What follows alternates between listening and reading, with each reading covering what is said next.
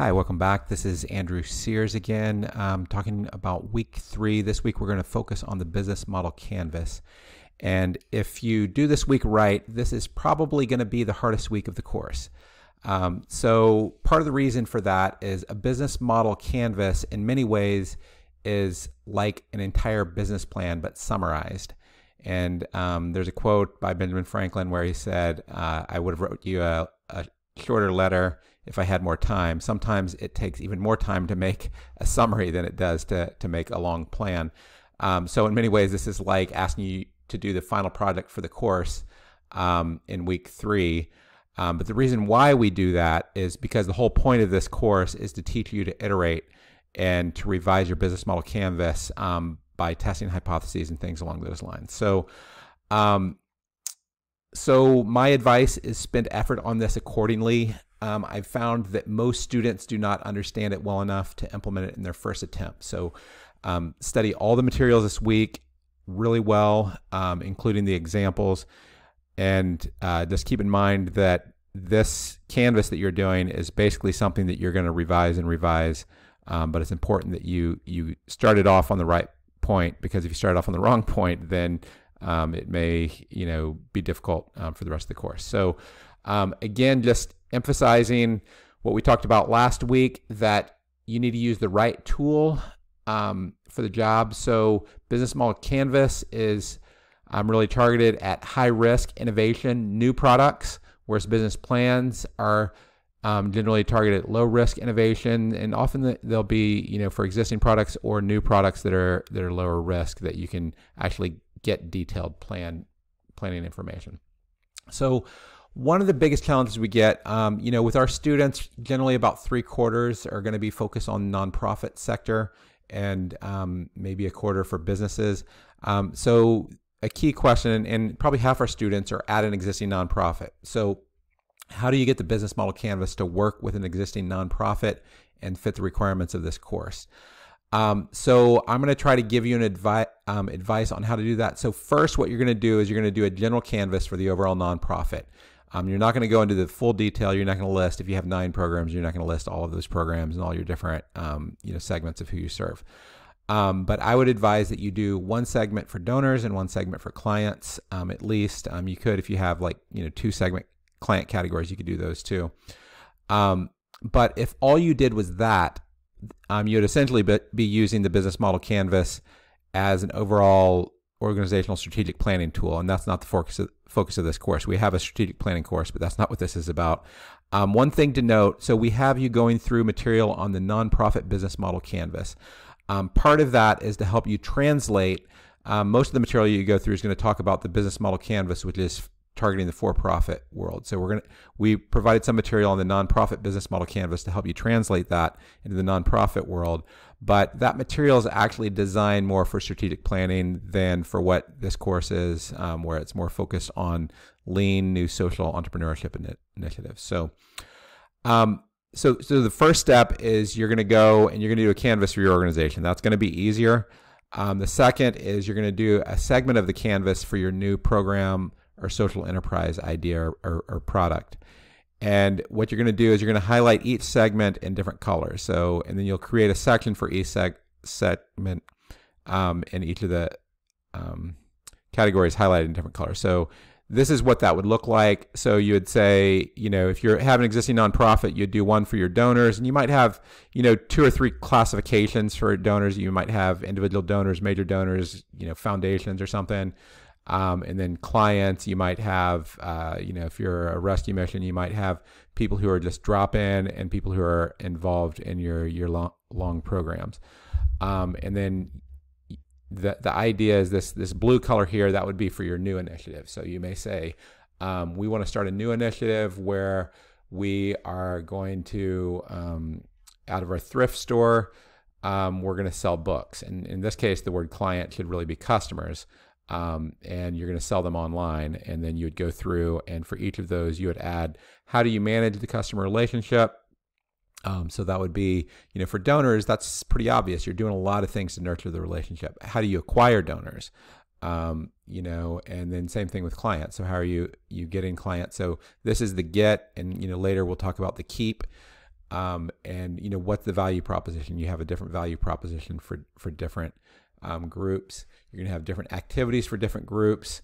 The resources, now I didn't put a different color here, but you still need to fill in the resources for the whole, for the organization. So if you have a big building, that's one of your resources. If you have staff, that's one of your resources. But I did add this section for new resources for the new program or product. Same thing with partners. You can list your organization's key partners here, but I wanted to highlight in a separate section,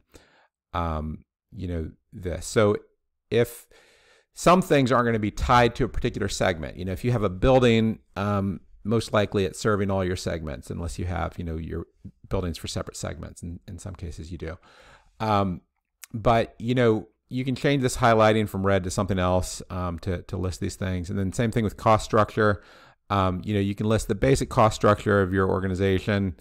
And then, you just list your budget, or, if something like for your clients and you have a men's recovery program or women's recovery program, and it costs you $28,000 per year per person to have them in that program, then you could list that there, right? But then the new costs for your new program, that's where you're going to try to summarize that, and then the new revenue and outcomes for the new program. So as a part of the nonprofit business model canvas, one of the parts of that shows a little more detail. I don't particularly like all aspects of how they do this, but what I like about this is they give you some examples. So if you're thinking of, what are your segments? They list volunteers here, and then for outcomes, they say there's, this is actually financials, but they also list outcomes that isn't in the business. So this might give you some ideas. Now I'm going to jump into the materials for this week. So we're in week 3 of the business model canvas, and there's a lot of materials here. So first we're going to introduce you into the guy who invented the canvas, so Alexander Osterwalder, and then we're going to go into the material for week 3. You're going to go through the business model canvas materials in the Udacity course, and then you're going to go through some videos that try to translate this more into the nonprofit sector. So from there, you're going to go into a reading that also ties with that video. You're going to read through the Lean Startup for Social Change and the business model generation. So there's a lot of material for this week. Plan accordingly. And then you're going to have this business model canvas examples. Now, the purpose of this is to show you some examples in other fields. So you might look at, education and how they've designed this. Now, often people, whenever they do the first version of the business model canvas, they'll actually do it on a wall with a giant poster board or printout, and then they'll use Post-it notes to track things. And that's why these show up the way they are. But part of the reason why I wanted you to see this is I want you to understand, okay, here are some examples of some basic business models, canvases filled in. I want yours to be more detailed than this. This is useful if you're using something on a wall, and to get a first, they call it a low fidelity version. We're trying to get you to what they call a high fidelity, higher resolution, so to speak, version. So that's in the course. And the other thing is you're going to go through this Canvas kit material, the reading for the week. So, and then the assignments. First, you're going to talk about defining a business model. You're going to summarize the materials. The idea is to help you get mastery to grapple with this before you have to do this workbook. This workbook is going to be really challenging, and I'm going to walk you through the workbook next. So workbook 2 in this course is focused on the business model canvas. So you'll fill this in, and then the first thing is you're going to go through and you're going to answer these questions. And this is to give you more space. That's not going to all fit into your actual canvas, but most of these canvas most of these questions are going to map onto the Canvas. Now, if you have multiple segments, like I use example clients, donors, and new programs, you can answer each segment separately. You could do that all on this page, or you could create multiple copies and do one for each page. And then, just going through and answering that. Now, all of these essentially are going to feed into your Canvas. Now, if you're doing a pure business and not a nonprofit, then you can get rid of some of these things. I said, donors, clients, and clients for new programs, but I wanted to give people some structure because most of the training focuses on the business section. So one of the key ideas behind this is to get, a one-page summary, and then what you're going to do later is you're going to try to iterate on it. So, so the first question you ask, you may be saying, well, I'd like to sell books online through a thrift store, but you realize you actually only have about 50 books, and you'd have to have a full-time staff to sell those books. So you're not going to, your revenue is probably not going to cover your cost if you have to have a new full-time staff, unless you can have an existing staff do that. Assessing your risk.